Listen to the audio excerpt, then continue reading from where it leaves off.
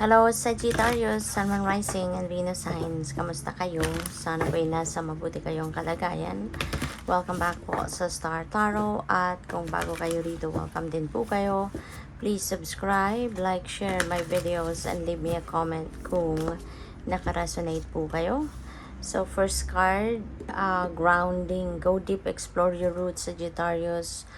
Kasi importante, no, na lagi tayong grounded, importante na lagi tayong nasa focus,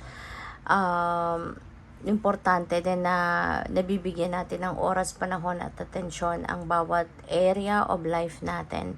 Kasi kapag meron tayong nanineglect, meron tayong napapabayaan, meron tayong nai-ignore, doon nagsisimula yung problema. Nagkakaroon ng imbalance sa buhay at nagsisimula yan ng problema. Kaya kailangan na lagi tayong grounded para lagi nating naaasikaso, lagi nating nakakapag-focus tayo at walang mga area of life na napapabayaan tayo because we are aware na lahat ng bagay, no, sa buhay natin ay kailangang may oras at panahon natin, 'di ba? Kaya maaring ngayon, maaaring you are on the verge of, neglecting something kasi baka you are all over the place na baka marami na kayong, maybe you're multitasking, maraming ginagawa, maraming iniisip. Kaya may mga bagay siguro dito na parang baka nagsisimula ng ma-neglect ninyo. Okay? Kaya ground yourself. Okay? Do some kind of meditation. Magpahinga muna. Step back muna kayo sa kung ano pinagkakaabalahan ninyo. Okay? And magpahinga. So, we have Voyage of the Heart. Love flows through you and to you. So, this is good. Na parang you are also going to project love. Mas pipiliin ninyo ngayon ang pagmamahal, pag-ibig. When there is love, there is understanding, there is respect, 'di ba?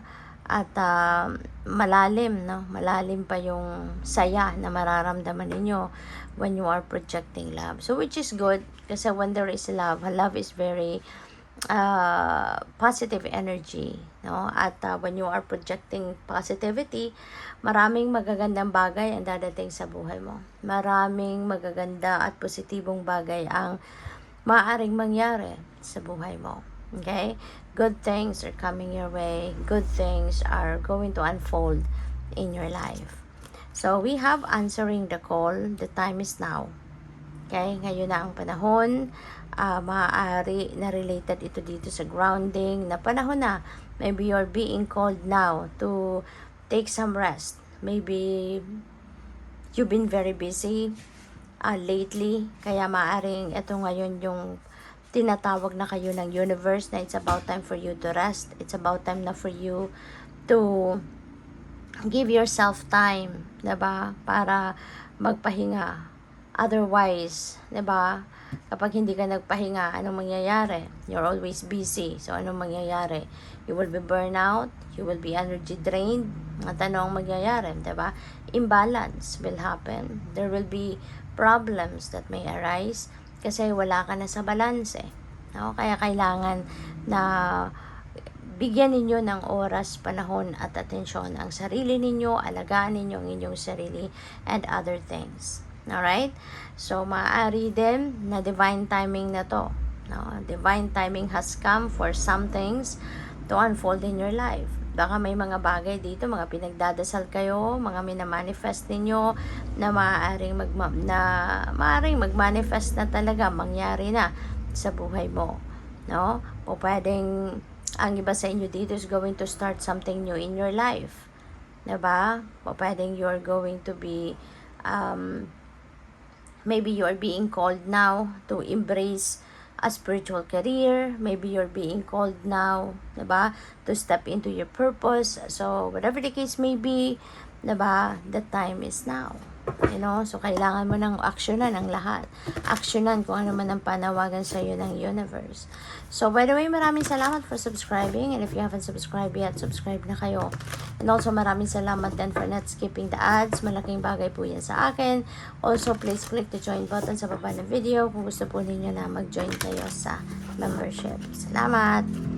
So, what else? We have freedom. Ayan. So, this is good, Sagittarius, that you are going to reclaim your freedom. Diba? Finally, you are going to be free. You are going to spread your wings and fly. Diba? Malaya na kayong gumalaw. Malaya na kayong magdesisyon para sa sarili ninyo. Malaya na kayong gawin ang mga bagay na naiisip ninyong gawin. No? So, dati kasi, maybe you are restricted. Maaaring merong mga nagbabawal sa'yo. Maaaring merong kumukontra sa'yo. Maaaring merong pumipigil sa'yo. But now, maybe they're all gone. Or maybe you're going to break away from them. Kaya magagawa mo na kung ano man ang gusto mong gawin. So, what else? We have stillness. This is the perfect time as well, diba? For you to put yourself into stillness and solitude, because this is the perfect thing to do para mag-ground ninyo ang inyong sarili.